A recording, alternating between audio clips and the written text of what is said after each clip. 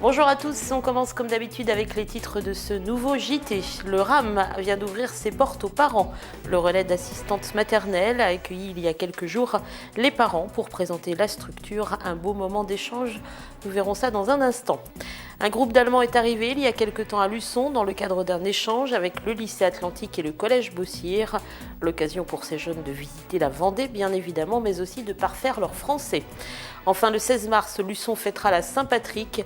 À l'initiative de Fleurs de Celte, plusieurs associations préparent actuellement cet événement qui comprendra une grande parade et une nuit irlandaise. Les détails dans un instant dans ce JT.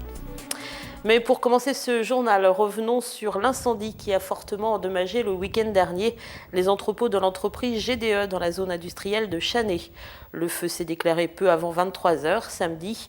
Les pompiers de Mareuil, Champ-Saint-Père, Les Sables, Moutier et bien évidemment Luçon sont intervenus. La toiture d'un des bâtiments a été partiellement détruite. Je vous le disais donc en titre, le RAM, le relais d'assistante maternelle de Luçon, a ouvert ses portes il y a quelques jours aux parents cette fois.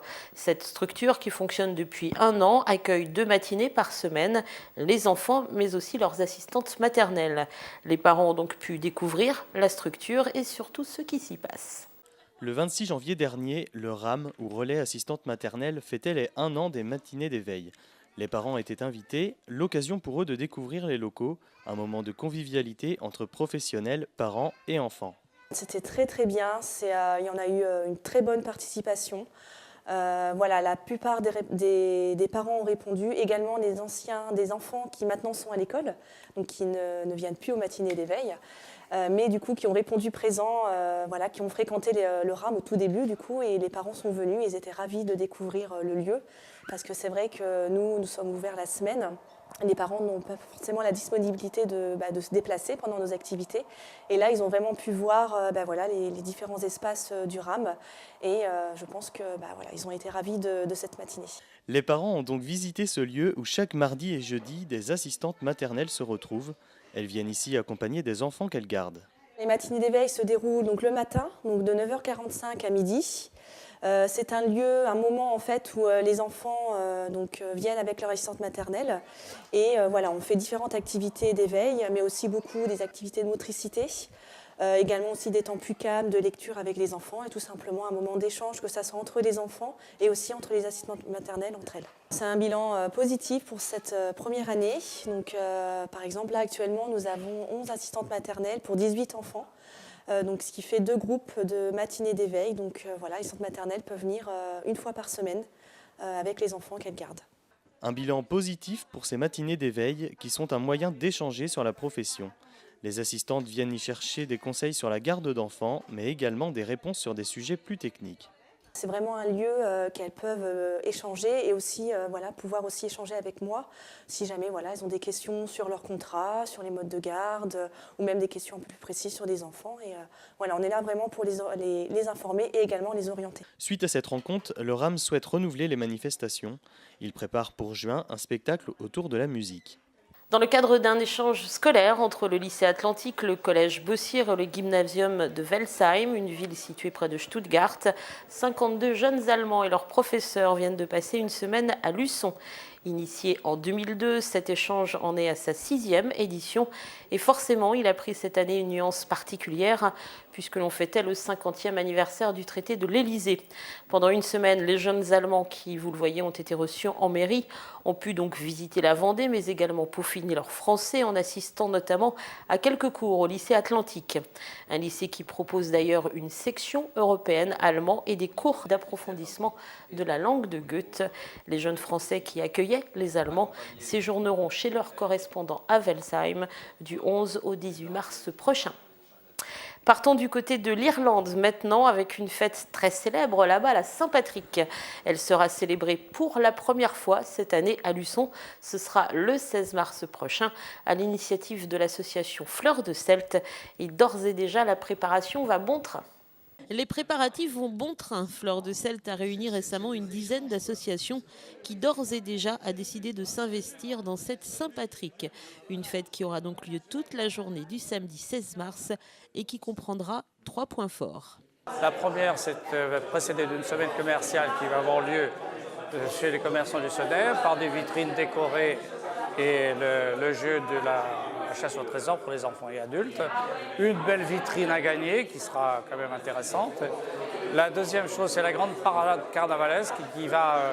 300 participants vont être de la fête, costumés, et avec de nombreux groupes de musique, Bagad de Vendée et bien d'autres fanfares, et qui se terminera aux environs de 19h30 avec un programme non-stop qui se terminera sur la nuit, avec la nuit de la Saint-Patrick, dont de nombreux groupes, le groupe Nomade, le Bagad de Vendée, les Pilleurs d'Épaves et des associations de danse et de chant participeront également avec des chœurs et bagades qui feront que la nuit celtique sera vraiment intéressante à suivre. Quelques 300 personnes sont donc attendues à cette parade qui débutera place Leclerc. Elle rejoindra ensuite l'hôtel de ville, défilera dans la rue du même nom jusqu'à la place du Petit Botte. Elle fera ensuite un tour rue Saint-Mathurin devant le Forum avant de rejoindre la rue Clémenceau. Après avoir parcouru toute la rue, elle rejoindra la place des Acacias. Elle remontera ensuite la rue Julien-David, puis la rue Jean Jaurès devant le lycée Atlantique pour se terminer salle du Moulin Rouget. Et bien évidemment, cette parade qui comprendra des musiciens et des danseurs est également ouverte à tous. La parade est avant tout un moment important de la Saint-Patrick puisque en quelque sorte sur l'histoire de la Saint-Patrick, c'est un rassemblement de personnes pour faire la fête, annonçant le printemps. Donc c'est pour ça que toutes les personnes qui peuvent participer au défilé, à la parade, doivent être costumées en général en vert ou en jaune-orange. Voilà, c'est une parade carnavalesque qui va rassembler de toutes sortes de personnes qui ont envie de s'amuser, se déguiser et ensuite, évidemment, rejoindre la nuit celtique. Et tous ceux qui veulent s'investir peuvent toujours se faire connaître auprès de Fleur de Celte. Nous recherchons toujours tous ceux qui veulent, particulièrement les groupes, qui veulent s'investir, ou même individuellement, qui veulent s'investir dans la parade en déguisement. Il faut savoir quand même que nous présentons le concours de meilleurs groupes costumés et qui aura un prix de 150 € à la clé et qui mérite d'être souligné pour toutes les associations qui veulent participer à cet événement. Cette Saint-Patrick se terminera en apothéose ensuite avec une grande soirée irlandaise. Réservez donc d'ores et déjà votre samedi 16 mars. Il n'y aura pas de foulée luçonnaise cette année, en raison en effet de quelques difficultés au sein du club athlétique suite à la démission en décembre dernier du président Michel Orgery. Le club a donc décidé de ne pas organiser cet événement sportif cette année. Rendez-vous donc maintenant en 2014 pour la 20e édition. Ça promet des foulées luçonnaises.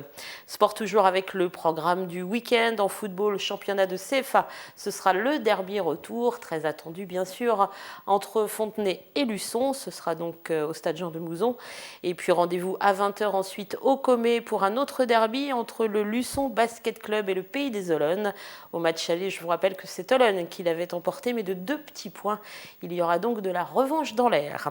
Et puis si vous n'aimez pas le sport, ça arrive, l'association Promart organise une soirée, samedi soir également, ce sera salle des fêtes de Luçon.